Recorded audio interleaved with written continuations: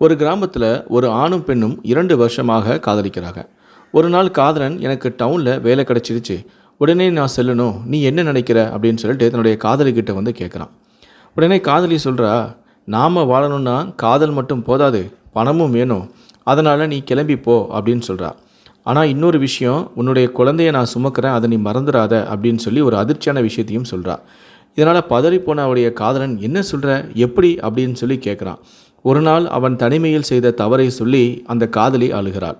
உடனே காதலன் தன்னுடைய நண்பனின் உதவியால் அவளை அங்கே ரகசியமாக திருமணம் செய்தும் கொள்கிறான். அதன் பிறகு தன்னுடைய தாயார்கிட்ட அழைச்சிட்டு போகிறான்.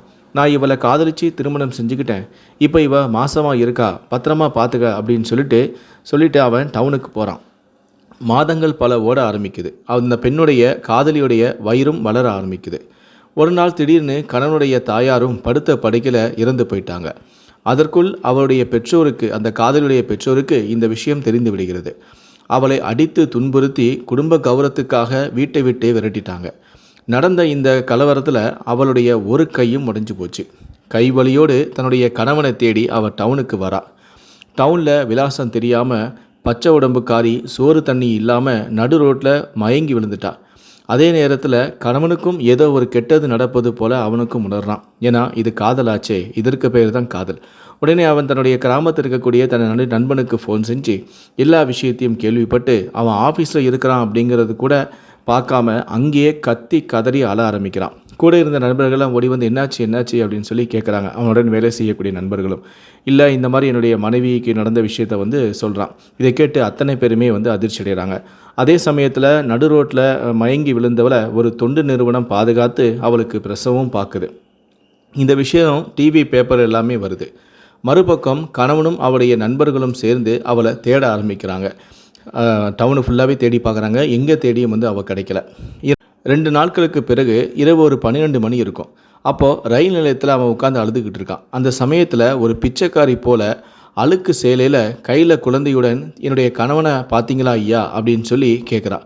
என் புருஷனை பார்த்தீங்களா ஐயா அப்படின்னு சத்தம் கேட்டதுமே தன்னுடைய மனைவியோட குரல் மாதிரி தெரியுதே அப்படின்னு சொல்லி சடார்னு அவன் திரும்பி பார்க்குறான். ஐயையோ என்று அலறி அவளை கட்டி பிடித்து என்னை மன்னிச்சு விடுமா அப்படின்னு சொல்லி தன்னுடைய மனைவியோடைய காலில் விழுந்து கதறி அழுகிறான். அப்போ தான் அவளுக்கே தெரிந்தது அவன்தான் தன்னுடைய கணவன் என்று. அவனை இறுக்கி அணைத்து எங்கடா போன என்று சொல்லி அவளும் அழுகிறாள். சிறிது நேரத்திற்கு பிறகு தன் குழந்தையிடம், இதோ பார் உன் அப்பா என்று, உன் அப்பா உன்னை பார்க்க வந்துட்டார் அப்படின்னு சொல்லி தன்னுடைய குழந்தைகிட்ட பேசுகிறா. குழந்தைகிட்ட சொல்கிறா. மறுபடியும் குழந்தையையும் மனைவியும் அணைத்து கொண்டு என்னை மன்னித்து விடு அப்படின்னு சொல்லிட்டு மீண்டும் தன்னுடைய மனைவி கிட்ட அவன் மன்னிப்பு கேட்குறான், அழுகிறான். அந்த பெண்ணுடைய உண்மையான காதலை பார்த்து அவளை 2 நாட்களாக அவனுடன் தேடிக்கொண்டிருந்த அவருடைய நண்பர்களும் அத்தனை பேருடைய கண்களிலும் கண்ணீர் வந்தது. காதலித்த பெண்ணிற்கு குழந்தை கொடுப்பதல்ல ஆண்மை, அவள் சாகும் வரை நம் காதல் அழியாமல் இருப்பதே ஆண்மை.